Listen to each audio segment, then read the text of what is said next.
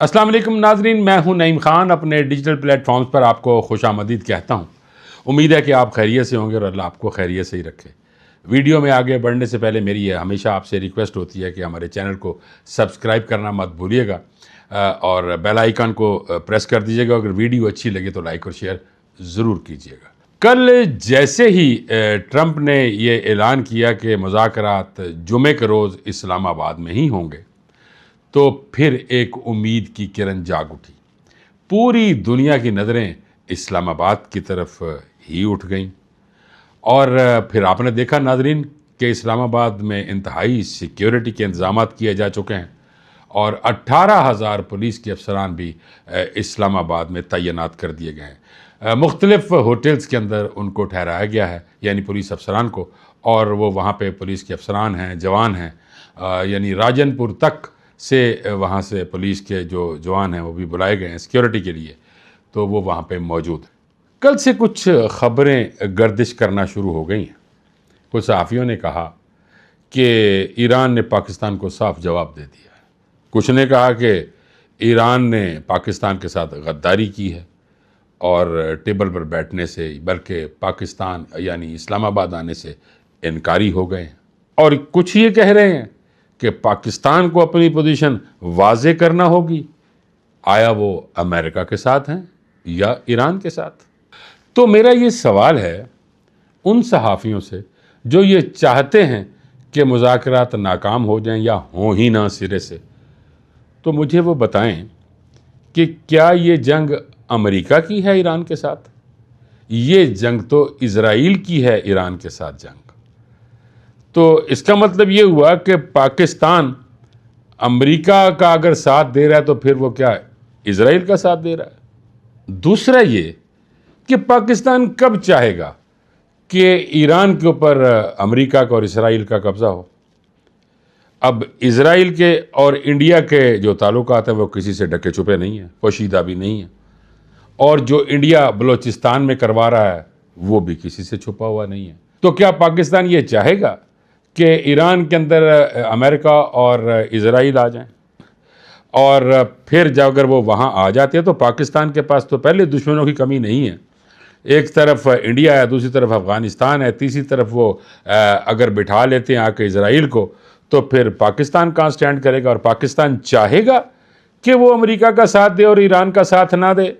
पाकिस्तान तो ईरान का साथ देगा, क्योंकि पाकिस्तान की जो अपनी सालमियत है वो भी ईरान का साथ देने में है।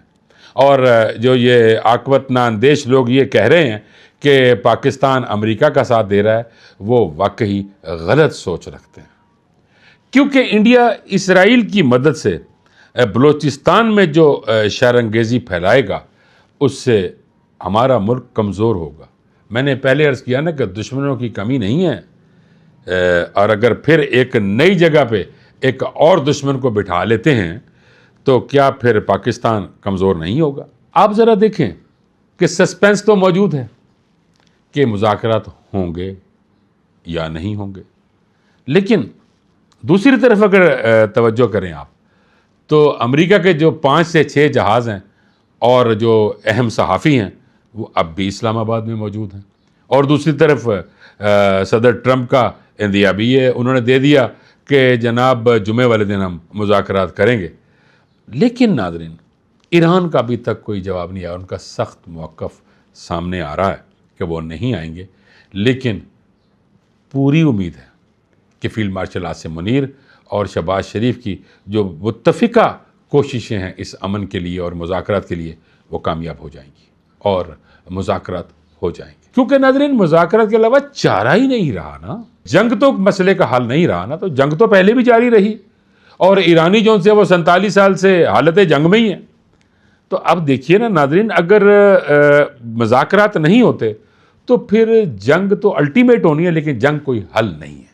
अब कुछ ज़राए ये भी दावा कर रहे हैं कि पाकिस्तान और चीन मिलकर एक 5 से 6 नुकाती मुसव्वदा तैयार कर रहे हैं और उम्मीद है कि उस मुसव्वदे में अमेरिकन्स और ईरानी जो मुफादात हैं उनको भी मद्देनज़र रखा जाएगा।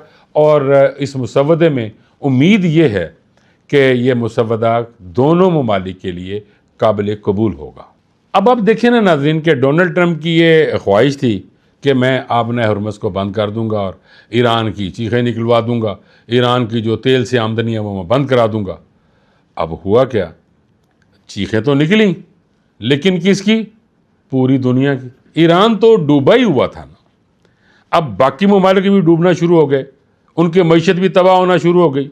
अब मुख्तलिफ ममालिक ने वर्ल्ड बैंक, IMF और अमेरिका से ये रिक्वेस्ट की है कि भाई खुदारा किसी न किसी नुक्ते की तरफ आएँ और ये जंग ख़त्म करें, क्योंकि आलमी मंडी में तेल की कीमतें बहुत बढ़ती जा रही हैं और इस बढ़ोतरी की वजह से जो तमाम ममालिक हैं उनकी जो मईशत है वो मुतज़लज़ल होती जा रही है। अब देखिए ज़रा कि इस वक्त पाकिस्तान पर नहीं बल्कि पूरी दुनिया पर प्रेशर बढ़ता जा रहा है।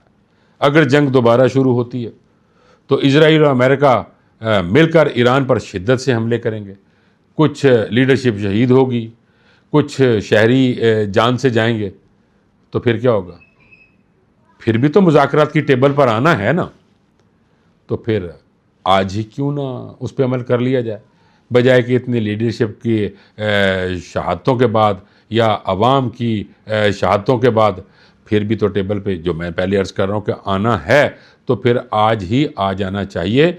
और वो जो मैं अर्ज़ कर रहा था ना कि चाइना और पाकिस्तान मिलकर एक मुसव्वदा तैयार कर रहे हैं, और वाकई अगर वो मुसव्वदा सामने एक आध दिन में आ जाता है तो फिर उसी मुसव्वदे को सामने रखते हुए टेबल पर बैठा जाए, और बजाय कि इतना नुकसान किया जाए और पूरी दुनिया में जो मईशत मुतज़लज़ल हो रही है उसको भी बचाने के लिए अगर मुज़ाकरात हो सकते हैं तो मेरा ख्याल है इसमें कोई कबाहत नहीं है। अब मैं ये समझता हूँ कि ईरान को भी होश के नाखून लेने चाहिए और ईरान को भी पाकिस्तान की तजावीज़ पर अमल करना चाहिए, ना कि ये सोचना चाहिए कि हम तो डूबे हैं सनम, तुमको भी ले डूबेंगे। तो फिर तुमको में पूरी दुनिया आ जाती है, सिर्फ अमेरिका या इजराइल नहीं है। यही वजह है कि फील्ड मार्शल आसिम मुनीर और वज़ीर आज़म शहबाज शरीफ मिलकर दुनिया को तबाही से बचाने की पूरी कोशिश कर रहे हैं कि ये जंग मुज़ाकरात के साथ ही टल जाए। अब देखिए नाज़रीन, पाकिस्तान को पता है कि ईरान के साथ उनकी सरहद है और 4 करोड़ लोग जो पाकिस्तान के हैं वो ईरान के साथ मजहबी वाबस्तगी भी रखते हैं। उसके बाद सऊदी अरब आ जाता है, कतर आ जाता है।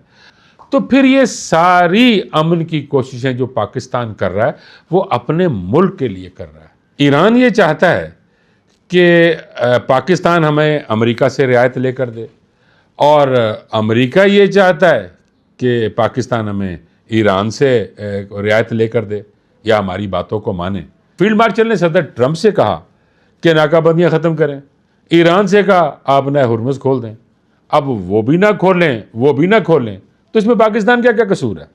पाकिस्तान तो एक मुनसिफाना सफारतकारी कर रहा है, क्योंकि पाकिस्तान की ये कोशिश है कि अमन कायम हो जाए और पूरी दुनिया, ये जो तबाही हो रही है इस वक्त, मुआशी तबाही हो रही है और पूरी दुनिया सफ़र कर रही है, उससे बच जाए। मैंने पहले अभी आपको बताया कि चीन पाकिस्तान के साथ मिलकर अमन की कोशिश कर रहा है और मुसव्वदा बन रहा है और तैयार हो रहा है, और पूरी उम्मीद है कि दोनों फरीकैन टेबल पर आ जाएंगे। मुज़ाकरात आज हों या कल, लेकिन 2-4 रोज़ में ये मुज़ाकरात हो जाएंगे। आपने देखा नाज़रीन कि चीनी सफ़ीर की आज मुलाकात हुई है वज़ीर आज़म शहबाज शरीफ के साथ।